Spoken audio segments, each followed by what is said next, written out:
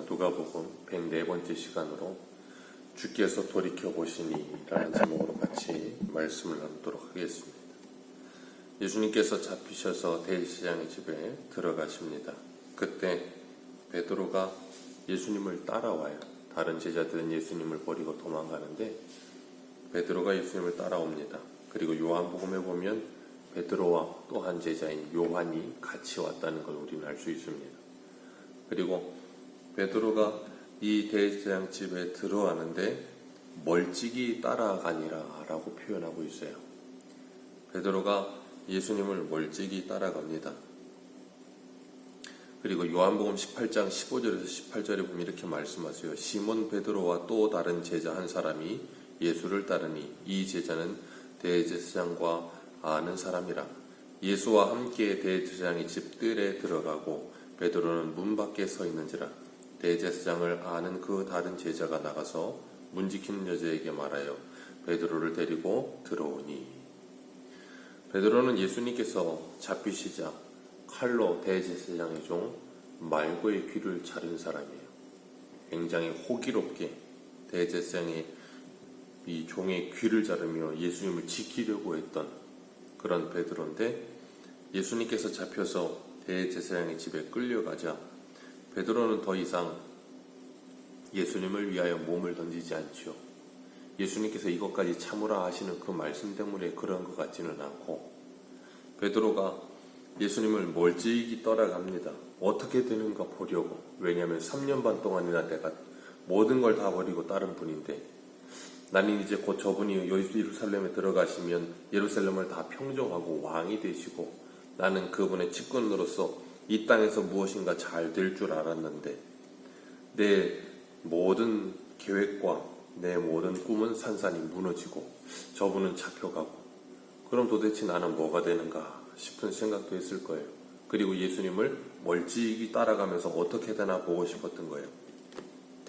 그런데 예수님을 가까이 오지는 않고 예수님을 아는 척 하지도 않습니다. 이유는 하나죠.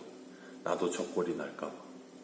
나도 예수님처럼 잡혀서 죽을까봐 두려운 거예요. 베드로는 불과 몇 시간 전에 겟세마네 동산에서 기도하기 전, 그러니까 이 모든 일이 최후의 만찬부터 해서 이 모든 일이 이 하루 안이 아니고 불과 몇 시간 안에 일어난 일이에요.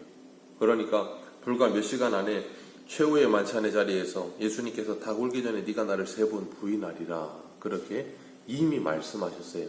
그랬을 때 베드로가 발끈해서 뭐라 그래요? 내가 주와 함께 감옥에 갇히든 죽는 자리에까지 주님과 함께 하겠나이다. 죽는 자리에까지 함께 하기는 해요. 그런데 멀찍이 방관자가 돼서 강 건너 불구경하듯이 말고의 귀를 자르고 담대하게 나는 죽는데도 주를 같이 가겠습니다 그러던 베드로의 그 호기로움은 몇 시간 안에 다 사라져버립니다. 그리고 다른 제자들과 동일하게 예수님을 다른 제자들은 버렸지만 베드로는 멀찍이 따라가긴 했지만 예수님과는 상관없는 사람인 것처럼 따라가요. 누가복음 22장 32절에 보면 우리 32절 한 절만 읽겠습니다. 32절입니다. 같이 읽습니다. 시작. 그러나 내가 너를 위하여 내 믿음이 떨어지지 않기를 기도하였노니 너는 돌이킨 후에 내 형제를 굳게 하라. 예수님은 이 말씀을 이미 하고 계세요. 너는 돌이키기 전에 너는 이미 나를 부인할 것이고, 그러나 내가 너를 위해 기도할 것이고 내 믿음이 완전히 바닥치지 않도록 너를 위해 기도할 것이다. 가룟 유다와 베드로, 가룟 유다도 예수님을 은 30에 팔아버렸습니다. 베드로도 예수님을 모른다고 부인합니다. 다른 제자들도 예수님을 버리고 다 도망갑니다. 가룟 유다만 특별히 대단히 나쁜 사람일까요? 아니에요. 가룟 유다나 베드로나 똑같습니다. 그러나 베드로나 가룟 유다의 차이점이 뭐예요? 예수님께서 베드로를 위해 기도하고 계세요. 그래서 그를 다시 돌이켜내시는 거예요. 그렇기 때문에 우리가 에스겔에서 말씀을 같이 나누기도 했었지만 그들이 그 잘못되어진 모든 죄로 인하여 그것이 기억나서 부끄러움을 알고 아무런 할 말이 없어질 것이라 하는 것처럼 예수님께서 지금 베드로의 그 과정을 다 통과하게 하고 계시는 거예요. 다윗이 우리아의 밧세바를 범하고 나서 하나님이 나단 선지자를 보내 그 죄를 깨닫게 했을 때 그가 침상이 뜨도록 하나님께 회개 기도하며 다시는 여인을 가까이 하지 않지요. 그래서 열왕기상 1장에 보면 다윗이 노년에 그 몸이 차가울 때 신하들이 아비삭이라고 하는 아리따운 여인을 수종들게 할 때도 다윗은 그 여인과 동침하지 않습니다. 왜요? 다시는 그런 일을 하지 않기 위해서. 그렇게 철저하게 신앙의 바닥을 치고 주님을 만난 그 사람들은 하나님의 은혜가 무엇인지를 알고 그 은혜 앞에 내가 어떤 반응을 하며 살아야 되는지를 아는 사람이 되는 거예요. 주님 베드로도 그런 일이 되어지도록, 그래서 내 의가 아니고 하나님의 의가 아니면 살아갈 수 없는 존재라는 것을 철저히 고백하게 만드시는 겁니다. 이 베드로가 멀찍이 따라 들어가서 55절에 보면 뜰 가운데 불 피우는 곳에 하만이 앉아 있었다 그랬어요. 그런데 하필이면 여종 하나가 와서 베드로를 오늘 본문 56절에 보면 주목하여 보고 그랬어요. 여종 하나가 베드로를 주목해서 봅니다. 그리고 나서 하는 말이 뭐예요? 이 사람도 그와 함께 있었다. 주목하여 봤다는 거예요. 그랬더니 베드로가 뭐라 그래요? 베드로가 부인하여 이르되 여자여 내가 그를 알지 못하노라. 내가 그를 알지 못하노라. 그리고 58절에도 또 조금 후에 다른 사람이 그를 보고 56절에도 그를 주목하여 보고 58절에도 다른 사람이 그를 보고 그도 그 도당이라 베드로가 이 사람은 아니로라.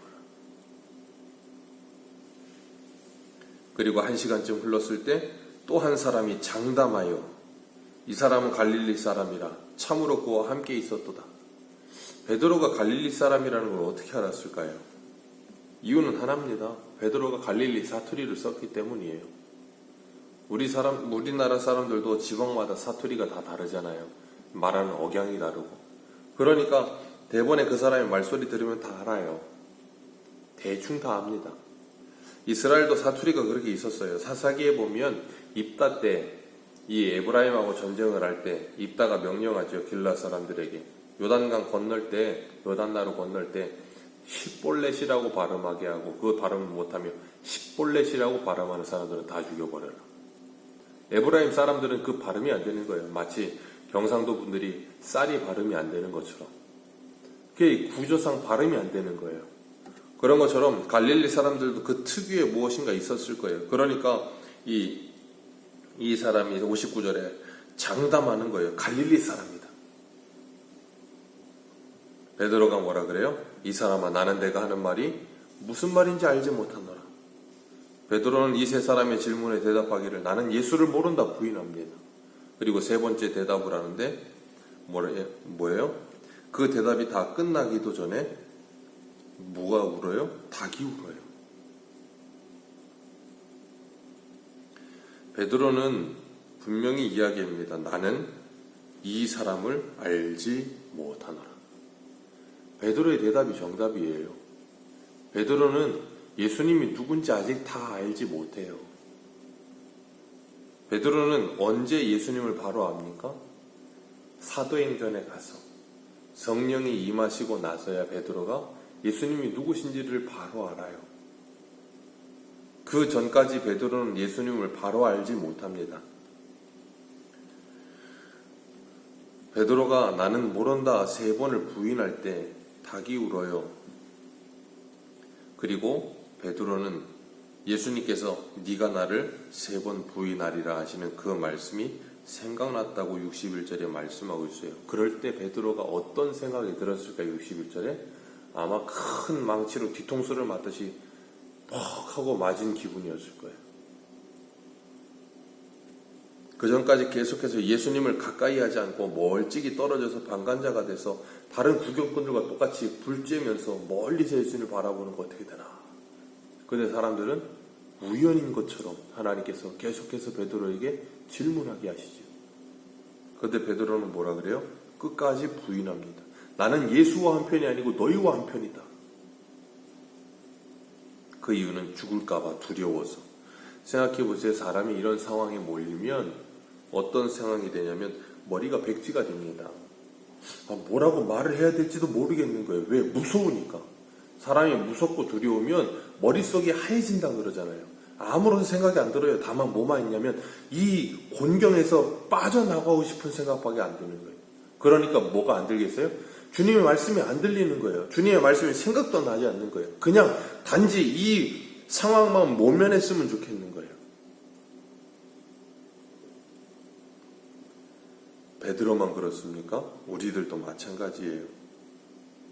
베드로는 생사의 관림길에서 이 주님의 말씀이 생각이 하나도 나지 않았던 것뿐이지만 우리들은 생사의 관림길이 아니에요.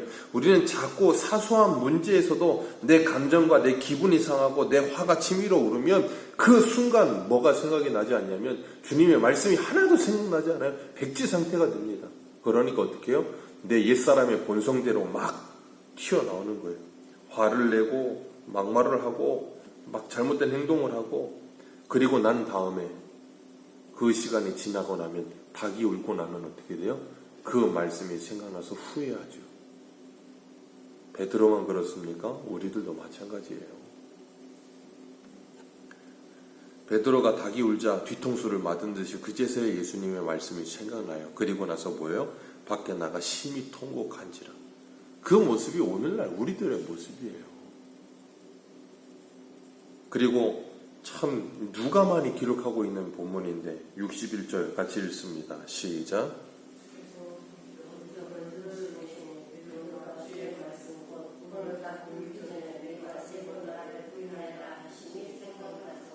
주께서 돌이켜 베드로를 보시니. 베드로와 눈이 마주친 거지요. 베드로가 주님의 말씀이 생각난지라. 베드로는 그 예수님의 마지막 돌이켜보시는 그 눈빛을 일평생 잊지 못할 겁니다. 닭이 울 때마다 평생, 닭이 울 때마다 베드로는 이 생각 날 거예요. 그리고 자기가 예수님을 부인했던 게 생각나고 예수님의 말씀이 생각나고 예수님의 눈빛이 생각나고 베드로는 일평생 모닥불을 볼 때마다 이 생각이 날 거예요. 예수 죽인 것을 내 몸에 짊어짐은 예수의 생명이 나타나게 하려 함이라. 일평생 그것을 잊어먹지 않도록 주님께서 뭐 하세요? 그래서 일평생 예수의 생명이 베드로에게서 날마다 나타나도록 하나님께서 제동장치를 만들어 주신 거예요. 오늘 우리들에게도 예수님의 돌이켜 바라보시는 그 눈빛이 보여지게 되시기를 주님의 이름으로 축복합니다. 주님께서 나를 바라보시며 주님께서 나를 긍휼히 여기시며 주님께서 나를 만나주셨던 그 장면, 그 눈빛, 그때의 상황, 그 모든 것들이 나에게 추억이 되고 생각이 되어 끊임없이 나를 붙들어주는 제동장치가 되도록 예수님을 모른다고 하면서 입술로 모른다고 하든 행동으로 모른다고 하든 아니면 그 무엇으로든 주님을 부인하며 때로는 내 머릿속에 백지가 되어 주님의 말씀이 생각나는 것은 하나도 없고 오히려 내 본성대로 모든 일을 행하고 나서 내가 돌이키지 못하고 회개하지 못하고 내 그런 상황 속에서 내 모습을 보면서 통곡하고 그런 상황에 있을 때도 주님은 우리들을 긍휼히 여기시며 돌이키기를 원하고 계세요. 오늘 우리들은 주님과 가까이 있습니까? 멀찍이 있습니까? 오늘 우리들은 주님의 말씀과 함께하고 있습니까? 오늘 하루도 주님의 곁에서 주님께서 우리를 부르시는 그 주님의 부르심의 소리를 들으시며 주님의 말씀이 하나도 생각나지 않는 그런 상황 속에서도